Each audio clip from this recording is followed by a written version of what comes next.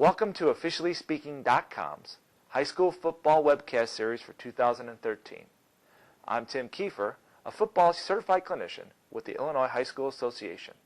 And joining me on future webcasts this year, as in years past, Bill LeMonnier, world-renowned clinician and referee in the Big Ten Conference.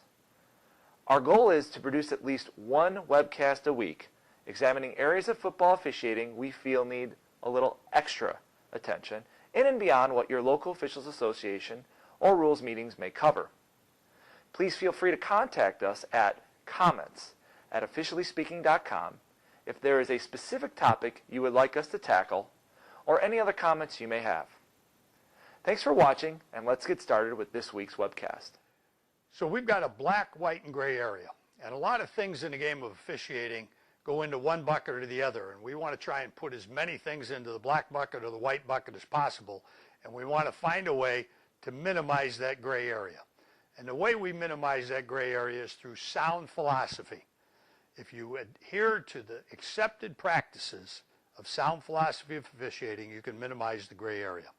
I can think back to 1973 when I first started to officiate. There was a veteran official who at the end of an officials meeting said, "You either have it or you don't." And that comment bothered me for a long time because I sat there and wondered, here I am, this rookie official. Do I have it or don't I? And so over the years I thought about that, and I came to the conclusion that if that statement was true, then we're wasting our time watching videos, studying rules, going to association meetings, having a mentor. All those things are just going to waste. So I understood where he was coming from, but I think his comment was wrong. Our skill that we really have to hone is obviously judgment. And I think there's a whole group of things that go into what makes good judgment. Your rule knowledge is important. If you don't know the rules or you're playing by the wrong set of rules, you could see the call perfectly and you're going to get the call wrong. Mechanics are critical. You have to be in the right place looking at the right things. And equally important about mechanics, you have to recognize that even when you're in the right place, you may not see exactly everything you need to see.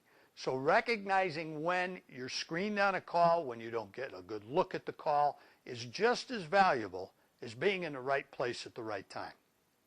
Another component is what's your experience with the game. Did you play the game? Whether it was youth football, high school football, college football, semi-pro, did you have some experience with the game?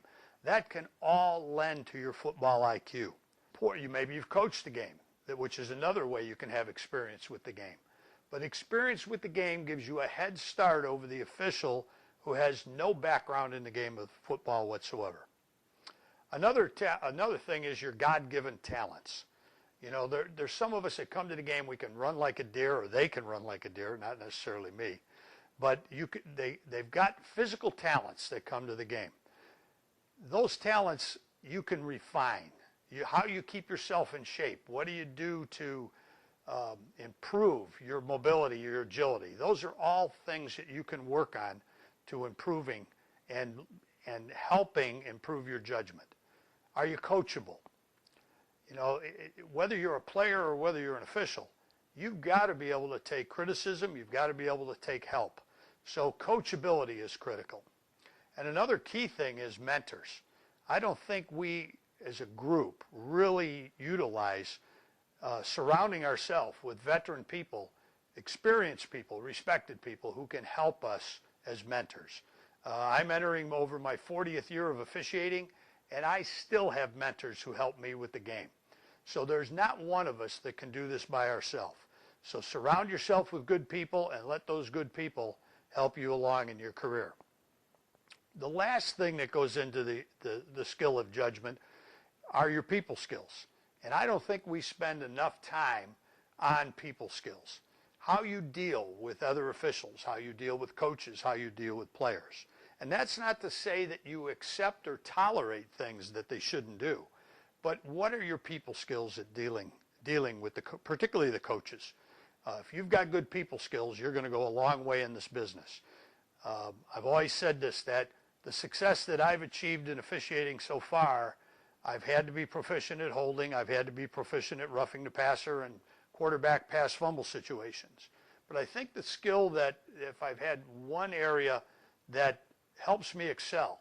It's how I manage a game, the people skills that I bring there to work with the crew, to work with the players, and to work with those coaches. Thanks for watching. Have a great 2013 season. We'll catch you next time at officiallyspeaking.com.